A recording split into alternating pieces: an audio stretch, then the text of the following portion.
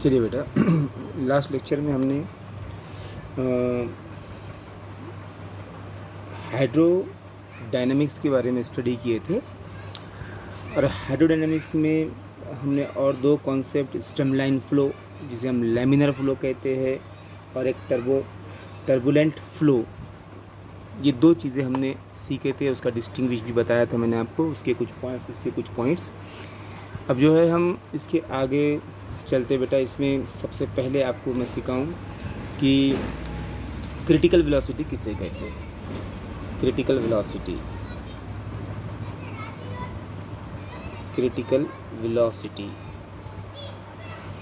जिसको हम वीसी कहेंगे, क्रिटिकल वेलोसिटी।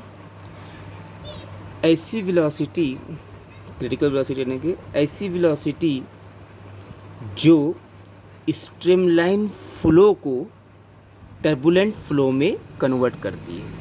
बराबर है भाई। द वेलोसिटी बियॉन्ड विच, ऐसी वेलोसिटी जिसके बाद streamline flow becomes turbulent. Streamline flow क्या हो जाए? टर्बुलेंट फ्लो हो जाए। The velocity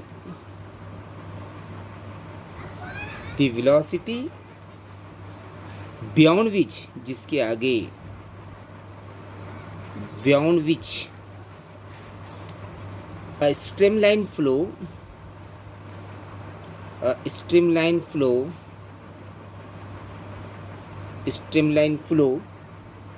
becomes turbulent flow,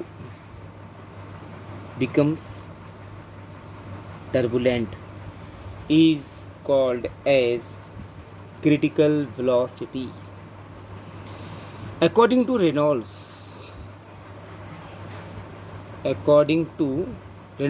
एक साइंटिस्ट का नाम है, इसका पूरा नाम है Osborne Reynolds. According to Osborne Reynolds, the formula for the critical velocity Vc, critical velocity, R n eta divided by rho d. This is the formula for critical velocity, where Vc is critical velocity, Rn is Reynolds number, eta is the coefficient of viscosity, rho density of fluid, और small d diameter of tube। ये इनके notations है ये, ठीक है। अब इस फार्मूले को अगर हम एक नंबर दे दें तो इस पर से आप मुकम्मल तौर पर रेनॉल्ड्स नंबर निकाल सकते हैं।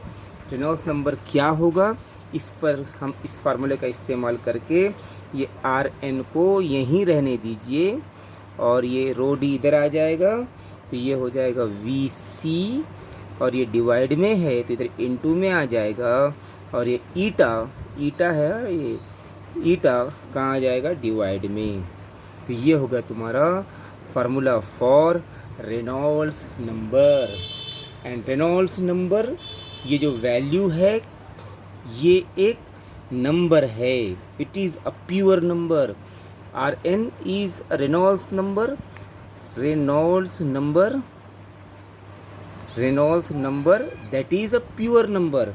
और अगर ये प्योर नंबर है तो इसकी यूनिट भी नहीं होती है, no unit and no dimensions, ना इसके डायमेंशंस होते हैं, क्योंकि ये क्या है? एक नंबर है, और नंबर की यूनिट और डायमेंशंस नहीं होते हैं। अब इसके बारे में थोड़ा सा डिस्कशन करना है मुझे कि भाई रेनॉल्ड्स नंबर में क्या हो सकता। अगर मैं ये बता दूं कि आर एन की वैल्यू अगर 1000 से कम है, R N is less than 1000, अगर आपकी किसी तरह रेनॉल्ड्स नंबर की वैल्यू 1000 से कम आती है, तो आपने ये समझना कि लिक्विड का जो फ्लो है वो फ्लो स्ट्रीमलाइन या लैमिनार है। स्ट्रीमलाइन फ्लो और लैमिनार फ्लो, ठीक है। अगर ये आर एन की वैल्यू किसी तरह 1000 से कम आ जाती है, और यही केस को मैं आगे बढ़ाता हूँ कि अगर Rn की वैल्यू 2000 से बड़ी आ जाती है, 2000 से बड़ी आ जाती है, तो लिक्विड का जो फ्लो होगा वो फ्लो टर्बुलेंट फ्लो होगा अगर वैल्यू 2000 से ज़्यादा है। और अगर Rn की वैल्यू 1000 और 2000 के बीच में आती है, यानी कि 1000 से बड़ी और 2000 से छोटी, तो समझना कि हमारे पास लैमिनार फ्लो कन्वर्ट होने जा रहा है टर्बुलेंट फ्लो में। That is laminar flow changes to turbulent flow। यानी कि अगर वैल्यू 1000 और 2000 के बीच में है तो ये समझना कि अब कौन सा प्रोसेस हो रहा है, स्ट्रीमलाइन फ्लो या लेमिनार फ्लो चेंज होने जा रहा है क्या में, टर्बुलेंट फ्लो में। तो ये हो गई थोड़ी बातें क्रिटिकल वेलोसिटी के बारे में और रेनॉल्ड्स नंबर के बारे में। अब एक कॉन्सेप्ट सीखते हैं हम इसके आगे, विस्कोसिटी किसे कहते हैं, विस्कोसिटी। ठीक है, विस्कोसिटी यानी क्या, विस्कोसिटी ये क्या है, दी प्रॉपर्टी, ये एक प्रॉपर्टी है, विस्कोसिटी एक प्रॉपर्टी है। ऑफ फ्लूइड किसकी प्रॉपर्टी है, फ्लूइड की प्रॉपर्टी है। Viscosity is the property of fluid, ये एक फ्लूइड की प्रॉपर्टी है। बाय वर्च्यू ऑफ जिसकी वजह से, बाय वर्च्यू ऑफ जिसकी वजह से, which the relative motion, by virtue of which the relative motion between, relative motion between different layers, different layers. अब लिक्विड है तो लिक्विड के हमने कल देखे थे कि अलग अलग लेयर्स में बहता है वो, बराबर है। Different layers of fluid experience, ये जो लेयर्स है ना वो क्या करते हैं, एक्सपीरियंस्ड करते हैं क्या, अ ड्रैगिंग फोर्स। क्या एक्सपीरियंस करते हैं, अ ड्रैगिंग फोर्स। ड्रैगिंग फोर्स यानी कि खींचने वाला फोर्स, जो खींचता है ना, एक दूसरे को जो खींचेगा उसको कहेंगे हम ड्रैगिंग फोर्स। ठीक है, अब इसमें हम एक पॉइंट बोल लेंगे इसमें, कौन सा point, more the opposition to the motion. अगर तुम मोशन को ज़्यादा, मोर अपोजिशन, अगर तुम ज़्यादा अपोजिशन देंगे किसको, टू द मोशन, अगर आप किसी मोशन पर ज़्यादा अपोजिशन रखते हैं, then higher is the viscous property, तब इसकी विस्कोस प्रॉपर्टी कैसी हो जाएगी, हायर हो जाएगी। विस्कोस प्रॉपर्टी कैसी हो जाएगी, हायर हो जाएगी, बराबर। More opposition to the motion, higher viscous property. उसके बाद इसकी एग्जाम्पल अगर बोलना है तो आप इसकी एग्जाम्पल लगे, honey is more viscous than water. इसकी एग्जाम्पल आप जहन में रखो, हनी यानी कि शहद, इज मोर, हनी को ज़्यादा लगता है विस्कोस। ठीक है, हनी का विस्कोस ज़्यादा होता है एज़ कम्पेयर टू वाटर, अगर तुम वाटर से कंपेयर करो। ये होगा तुम्हारा विस्कोसिटी के बारे में। इसके कुछ यूजेस बोलता हूँ मैं विस्कोसिटी को, आप इम्पोर्टेंस क्या है इसका, इसका इम्पोर्टेंस क्या है। इसके इम्पोर्टेंस में नंबर 1, सबसे पहली बात तो मैं ये बोलूँगा कि ये इस्तेमाल होता है डिटेक्ट करने के लिए। क्या डिटेक्ट करने के लिए, ब्लड के अंदर जो कार्पस्कल डिफिशियंसी है, यानी कि ब्लड में किस चीज़ की कमी, कार्पस्कल में कहाँ कमी आ रही है। ठीक है, तो क्या बोलेंगे, टू डिटेक्ट, यानी कि पहचानने के लिए, टू डिटेक्ट, पहचानने के लिए, क्या डिटेक्ट करने के लिए, to detect blood corpuscle, blood corpuscle है ना, डिफिशियंसी यानी कि ब्लड में कहाँ पर कमी है, डिफिशियंसी, बराबर है, ब्लड में कहाँ पर कमी है वो निकालने के लिए इसका इस्तेमाल किया जाता है। दूसरा मैं और एक बात बोलता हूँ, blood flow through arteries, use to blood flow, खून के बाहों में, use to blood flow, blood कहाँ पे फ्लो होता है मालूम है आपको, थ्रू आर्टरीज। आप बायोलॉजी में पढ़े होंगे कि कहाँ से फ्लो होता है, ये आर्टरीज में से फ्लो होता है, आर्टरीज। ठीक है, थ्रू आर्टरीज। उसके बाद viscosity of oil helps in applying brakes, to applying brakes लगाने के लिए इन ऑयल, बराबर, ऑयल के अंदर भी इसका इस्तेमाल किया जाता है।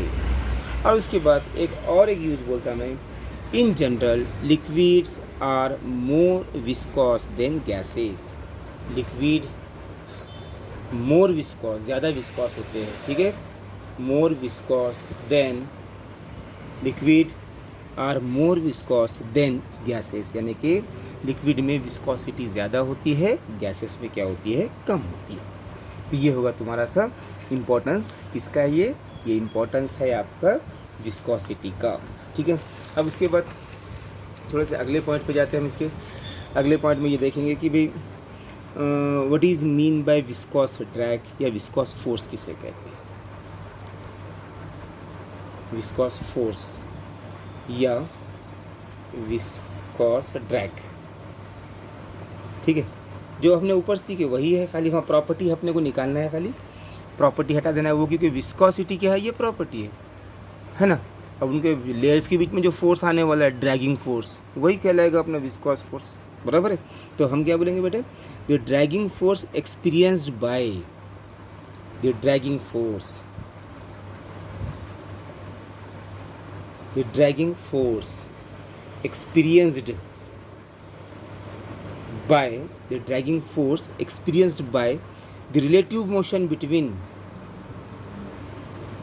the relative motion between, the relative motion between different layers of fluid, different layers of fluids, different layers of fluids, ठीक है।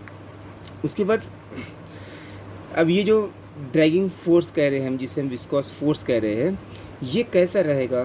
तो अगर हम लिक्विड की बात करें तो इन लिक्विड क्या होता है, इन लिक्विड में क्या होने वाला है, लिक्विड के अंदर the viscous drag is due to short range cohesive force.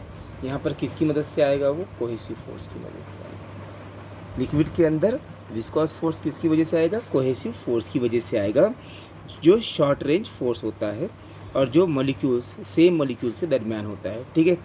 और गैसेस में जो है ये किसकी वजह से होता है, and in gases it is due to collision between fast moving molecules. और गैसेस में ये होता है कोलाइजन, टकराव की वजह से, किसके बीच में, बिटवीन मॉलिक्यूल्स। कौन से मॉलिक्यूल्स, जो फास्ट मूव कर रहे हैं उन मॉलिक्यूल्स के कोलाइजन की वजह से ये विस्कोस फोर्स तैयार होगा। कहाँ पर, गैसेस में। और लिक्विड में कैसा होगा, लिक्विड में कोहेसिव फोर्स की वजह से होगा। इन